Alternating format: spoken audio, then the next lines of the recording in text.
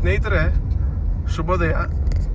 ಇಂದು ತಾರೀಕು 23 ಮೇ 2026.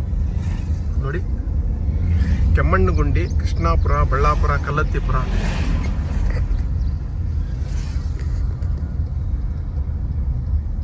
ಕೆಮ್ಮಣ್ಣಗುಂಡಿಗೆ ಬಂದಿದ್ದೇನೆ. ನೋಡಿ, ಎದುರುಗಡೆ ಮೋಡಗಳಿಂದ ತುಂಬಿದ ಪರ್ವತ ಶ್ರೇಣಿ ಕಾಣುತ್ತಲ್ಲ.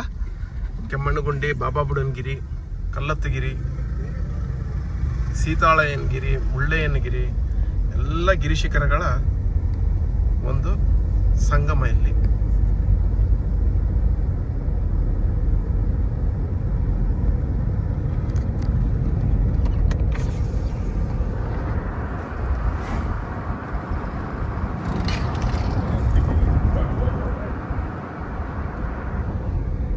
ಮೇ ಫ್ಲವರ್ ಮರ ಮೇ ತಿಂಗಳಲ್ಲಿ ಹೂ ಬಿಡುತ್ತದೆ, ಹಾಗಾಗಿ ಅದರ ಹೆಸರೇ ಮೇ ಫ್ಲವರ್.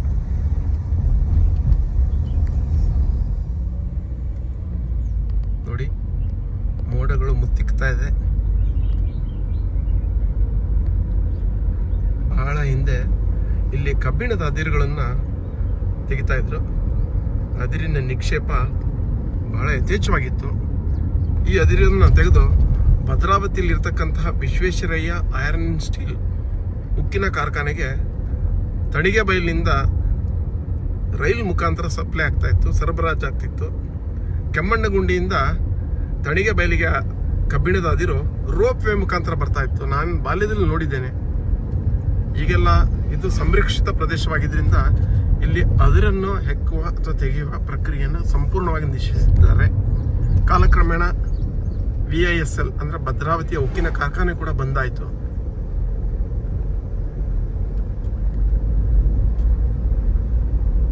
ಅಭಿವೃದ್ಧಿಯ ನೆಪದಲ್ಲಿ ಪ್ರಕೃತಿಯ ಮೇಲೆ ನಡೆತಕ್ಕಂತಹ ದೌರ್ಜನ್ಯ ಸರ್ವತಾ ಸಲ್ಲದು.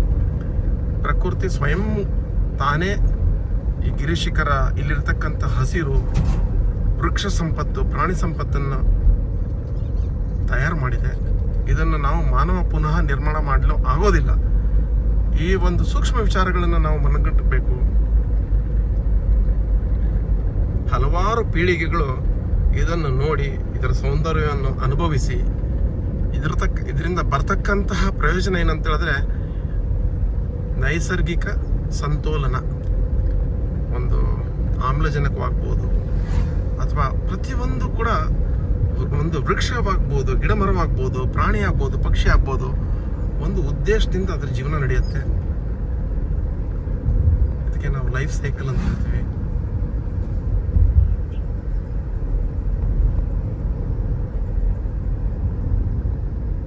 ಬನ್ನಿ ಮುಂದೆ ಹೋಗುವ.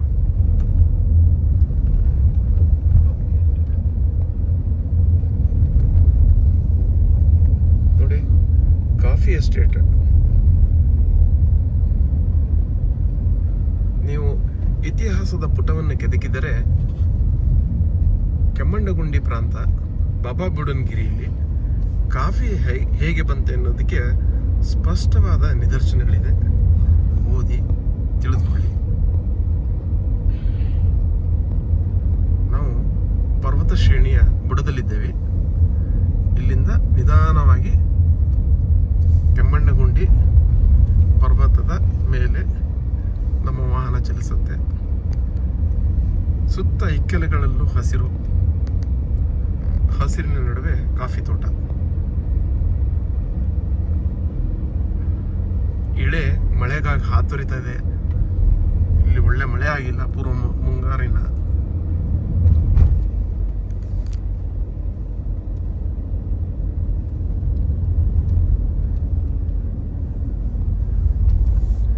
ಇದು ಭದ್ರಾ ಹುಲಿ ಯೋಜನೆ, ಭದ್ರಾ ಟೈಗರ್ ಪ್ರಾಜೆಕ್ಟ್ ನ ಸೆರಗಿನಲ್ಲಿ ಬರುತ್ತೆ.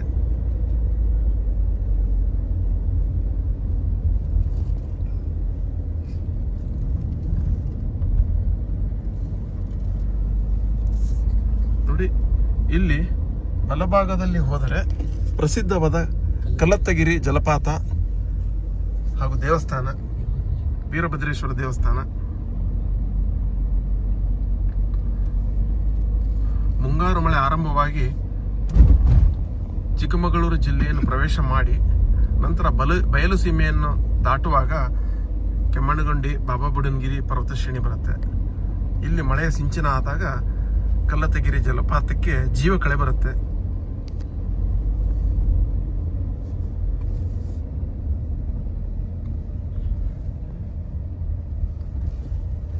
ಅತ್ಯಂತ ಕಿರಿದಾದ ಹಾದಿ.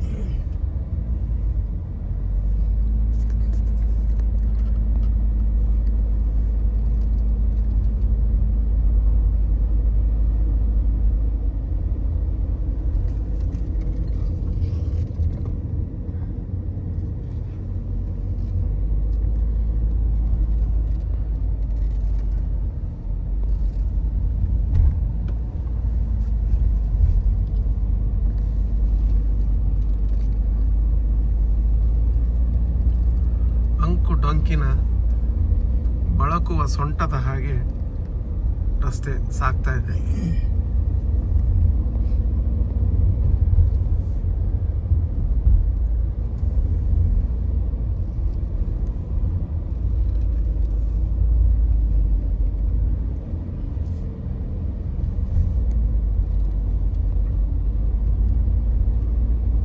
ವಿಪುಲವಾದ ವೃಕ್ಷ ಸಂಪತ್ತು, ಪಕ್ಷಿ ಪ್ರಭೇದಗಳು, ಪ್ರಾಣಿಗಳಲ್ಲಿ ನಾವು ಕೆಂಜಳಿಲಿ ನೋಡಿದ್ವಿ.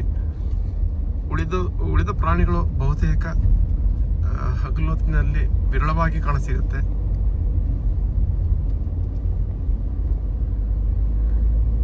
ಯಾಕಂದ್ರೆ ಸಾಧಾರಣವಾಗಿ ಇಲ್ಲೆಲ್ಲ ಉದುರಲೆಯ ಉಷ್ಣವಲಯದ ಕಾಡುಗಳು. ಮಳೆಯ ಉತ್ತಮವಾಗಿ ಆದಮೇಲೆ ಇಲ್ಲಿ ಹುಲ್ಲು ಬೆಳೆಯುತ್ತೆ. ಹಾಗಾಗಿ ಸಸ್ಯವನ್ನು ಅವಲಂಬಿಸಿರತಕ್ಕಂತಹ ಸಸ್ಯಾಹಾರಿ ಪ್ರಾಣಿಗಳಿಗೆ ಈ ಪ್ರದೇಶದಲ್ಲಿ ಆಹಾರದ ಸಮಸ್ಯೆ ಕೂಡ ಆಗ್ಬೋದು. ಹಾಗಾಗಿ ಅದು ಭದ್ರಾ ಪ್ರಾಜೆಕ್ಟ್ ಅಂದರೆ BR ಪ್ರಾಜೆಕ್ಟ್ ಆಗ್ಬೋದು, ಲಕ್ಕವಳ್ಳಿ ಆಗ್ಬೋದು, ಉಂಬ್ಳೆ ಬಯಲು ಆ ವಲಯದಲ್ಲಿ ಇರ್ತಕ್ಕಂಥ ದಟ್ಟ ಅರಣ್ಯಕ್ಕೆ ಹೋಗುತ್ತೆ.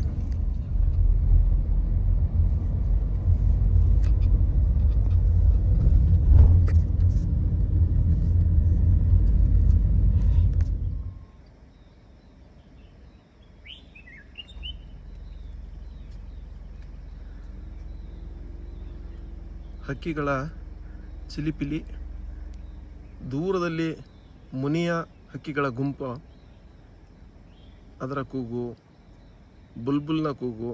ಬಹುತೇಕ ನನ್ನ ಈ ಪ್ರಯತ್ನ ಈ ವಿಡಿಯೋದಲ್ಲಿ ಅದರ ಶಬ್ದ ಕೇಳ್ತದೋ ಇಲ್ಲೋ ಗೊತ್ತಿಲ್ಲ, ನನಗಂತೂ ಕೇಳ್ತಾ ಇದೆ. ಬನ್ನಿ ಮುಂದೆ ಹೋಗುವ.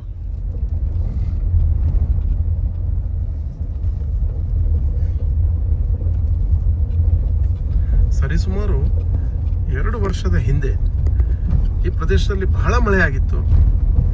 ಹಾಗೂ ಎಲ್ಲ ಮಾರ್ಗಗಳಲ್ಲೂ ಕೂಡ ಹೆಮ್ಮರಗಳು ಬಿದ್ದು ವಾಹನ ಸಂಚಾರ ದುಸ್ತರವಾಗಿತ್ತು. ಹಾಗೂ ಪ್ರವಾಸಿಗಳಿಗೆ ಸರ್ಕಾರ ನಿರ್ಬಂಧ ಕೂಡ ಹೇರಿತ್ತು.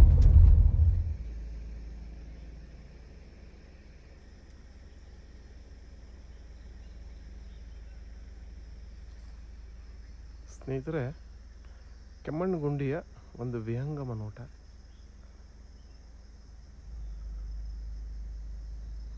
ಹಸಿರು, ಕಾಫಿ ತೋಟ,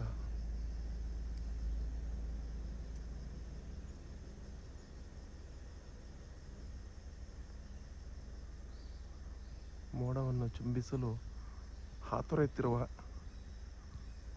ಮರಗಳು.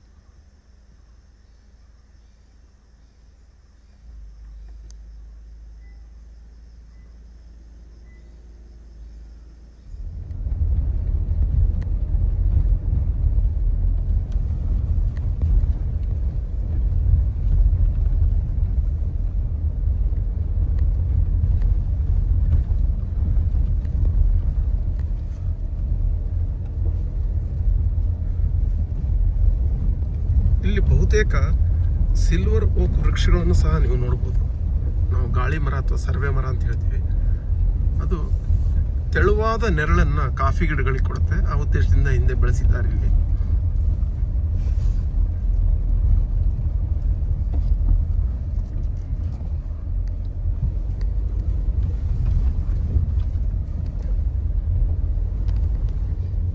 ನೋಡಿ, ಕಾಫಿ ಗಿಡದ ಬುಡದಲ್ಲಾದ್ರೂ ನಿಮಗೆ ಬೇರೆ ಇತರೆ ಸಸ್ಯಗಳು ಕಾಣಲ್ಲ, ಹುಲ್ಲಾಗ್ಲಿ ಇತರೆ. ಹಾಗಾಗಿ ವನ್ಯ ಪ್ರಾಣಿಗಳಿಗೆ ಸ್ವಲ್ಪ ಕಷ್ಟ.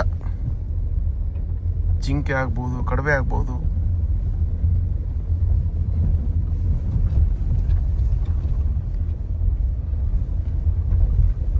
ಸ್ನೇಹಿತರೆ, ಈ ಮರ ನೋಡಿ ಎಷ್ಟು ಹಳೆದಿರ್ಬೋದು.